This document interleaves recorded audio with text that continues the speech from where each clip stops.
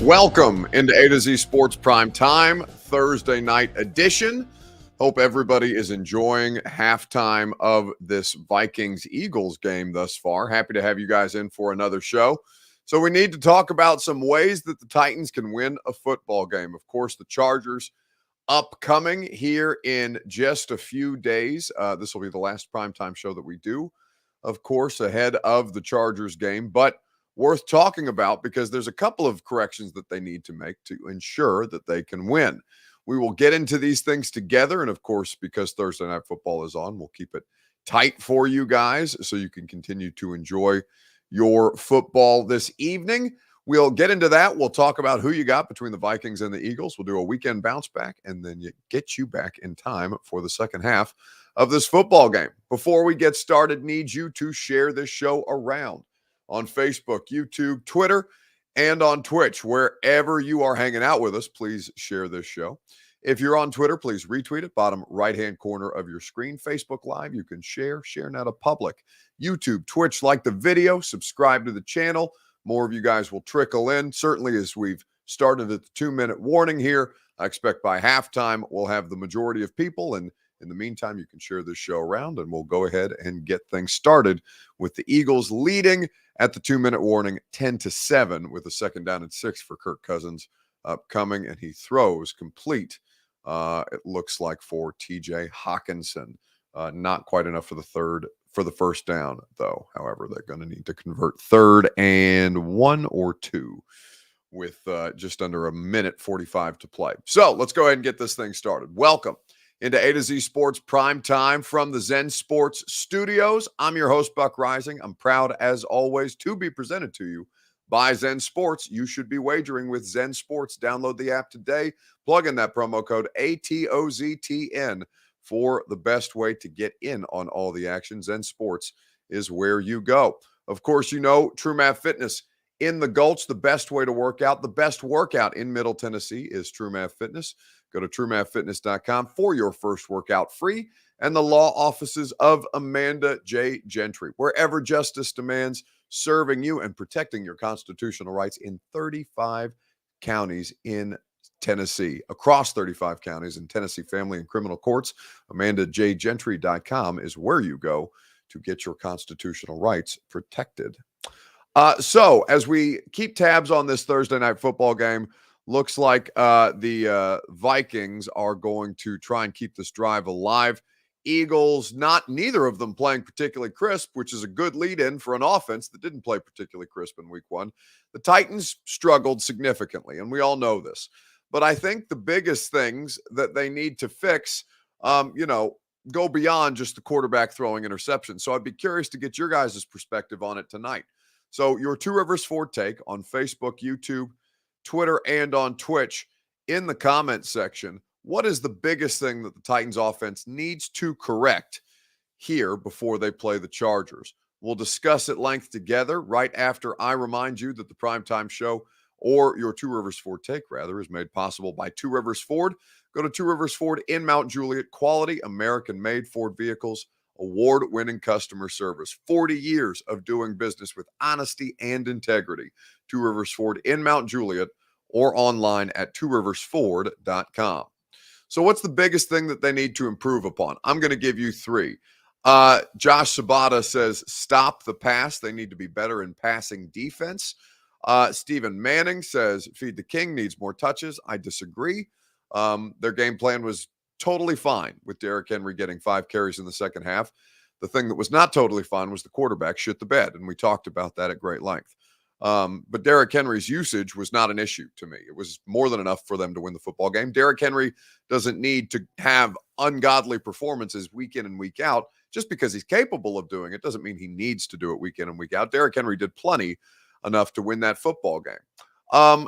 Get the timing of the offense right, says Billy Jones. And that comes down to Ryan Tannehill playing more comfortably, more soundly, more fundamentally. I think that when you look at Ryan Tannehill, the thing that kind of caught you off guard was just how poorly he played from a fundamental standpoint.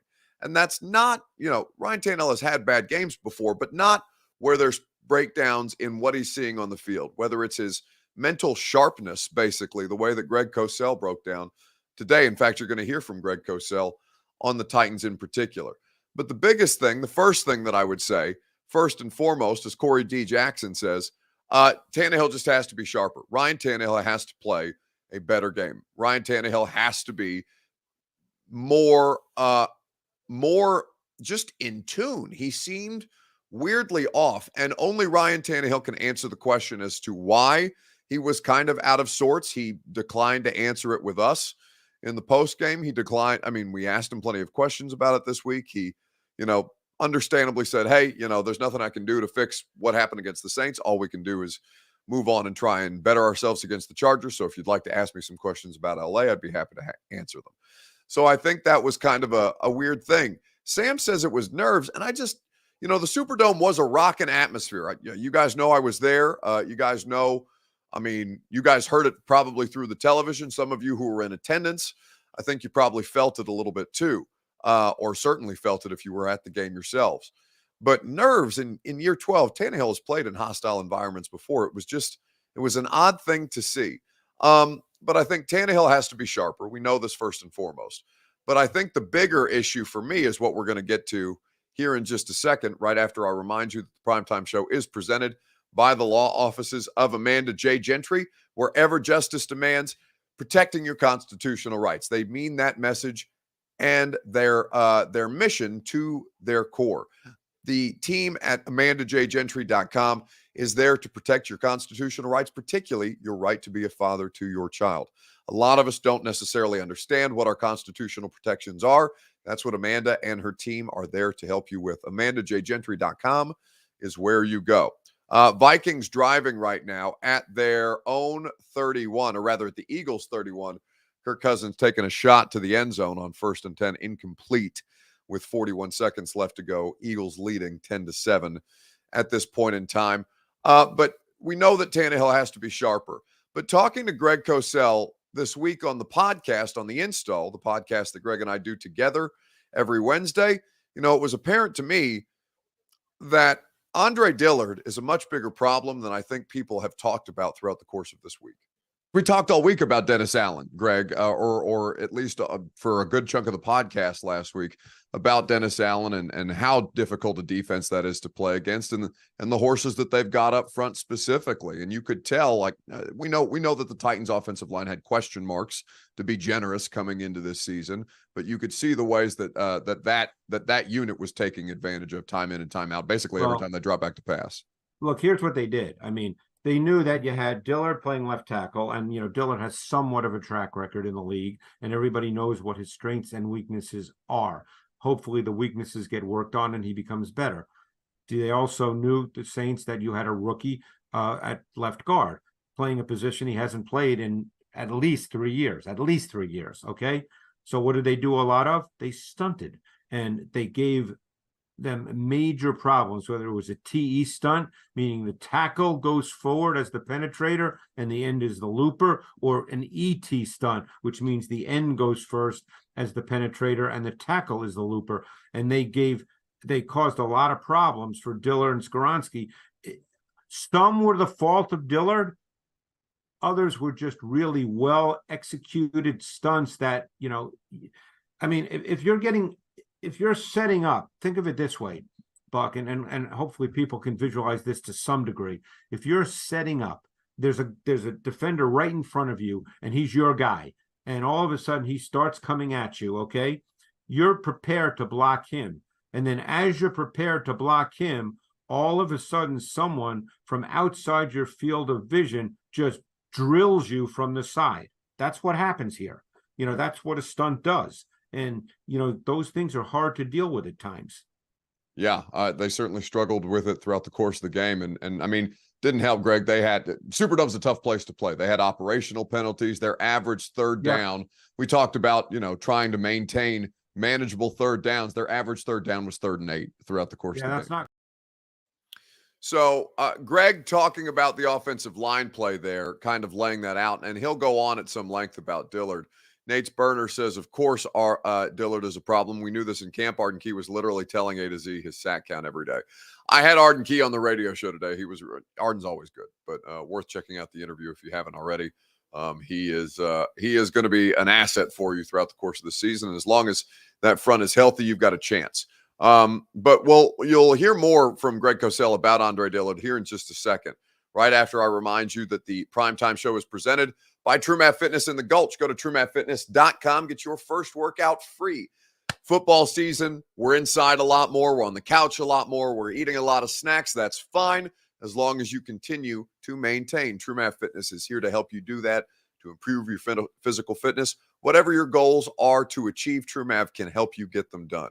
They are the best gym, the best workout, the best boot camp style classes that we have here in Middle Tennessee. Go to TrueMathFitness.com for your first workout free.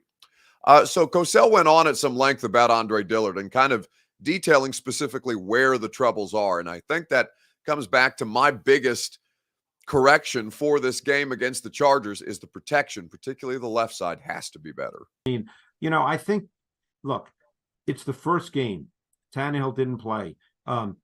I would say Dillard is definitely a concern right now, no question, because the weaknesses that people felt that he had, which is why he did not get the left tackle job in Philadelphia, those weaknesses showed up.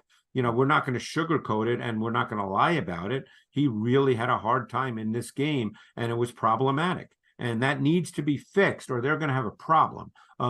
But as far as Tannehill, he is a professional quarterback. You have to assume that now that he's got his feet wet and the whole deal, that he'll play better football.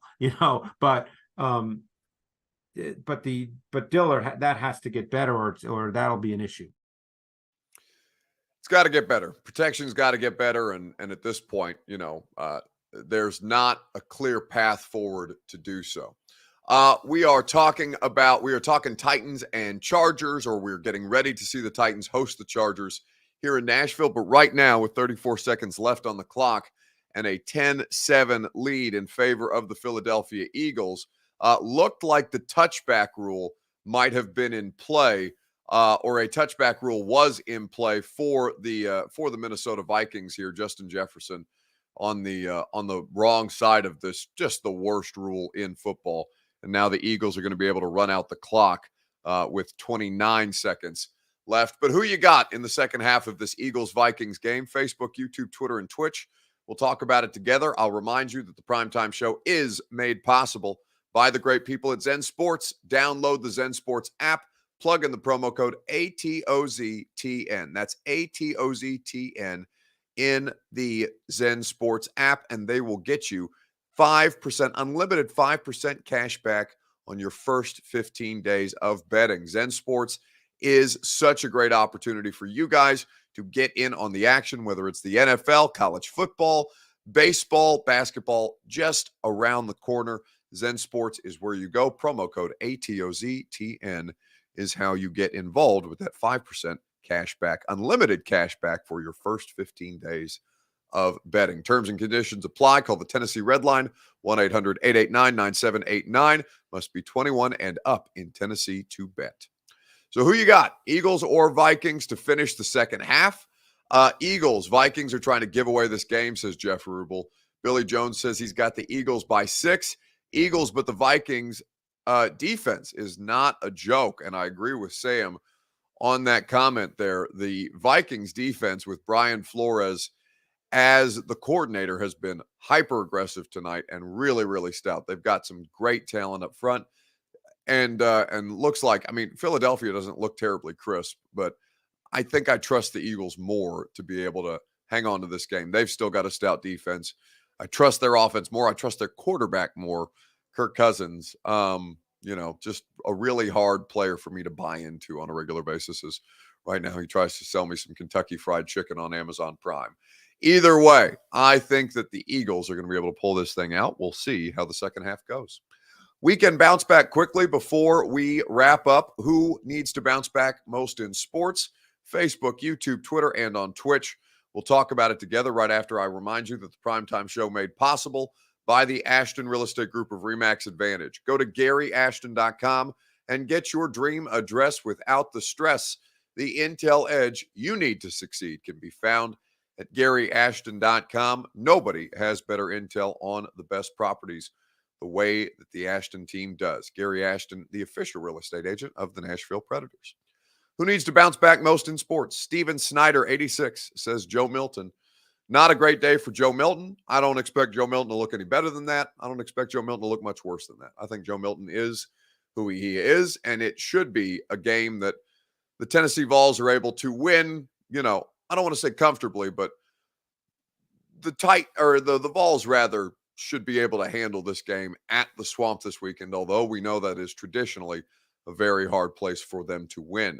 Tannehill needs to bounce back, says Michael Edwards. Eric says the same. Craig Baxter also agrees, and I will second the motion that Ryan Tannehill is in desperate need of a bounce back. Ian Rappaport on the NFL Network speaking on Mike Vrabel's comments of his quarterback earlier this week.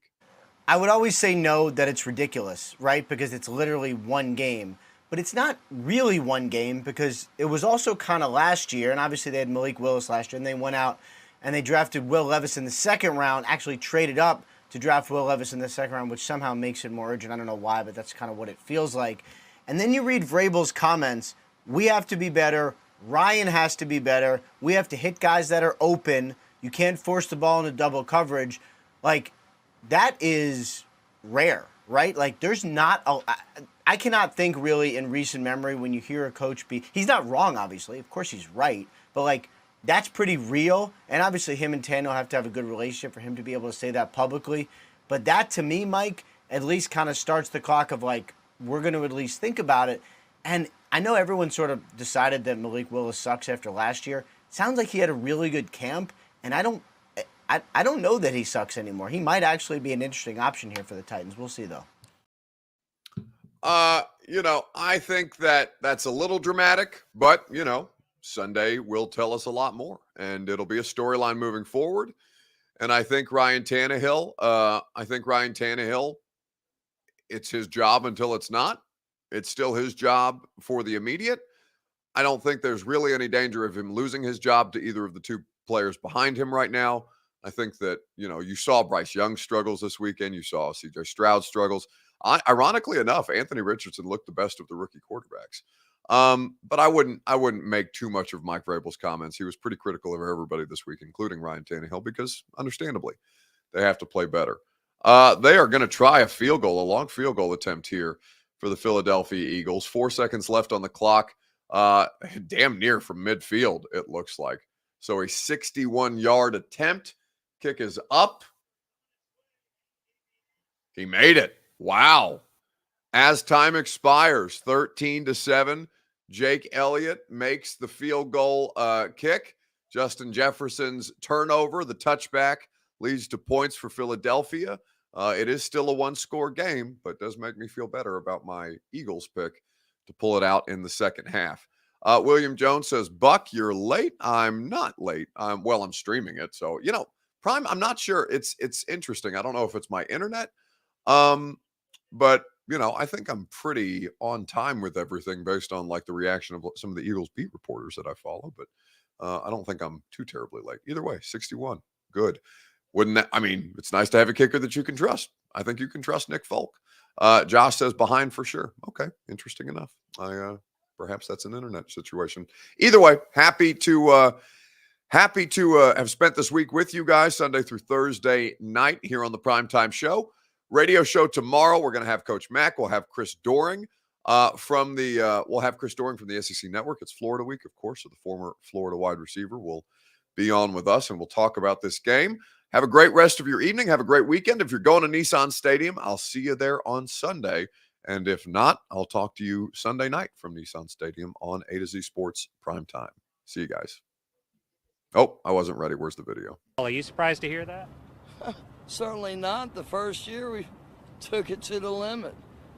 And I was in Miami with my new beach house. Well, it was a couple minutes from the beach. It's been 20 years since then. We haven't been too strong in the last few years. Oh, we've been strong. We're just playing by the rules. You can't have a newcomer come in and steal the show.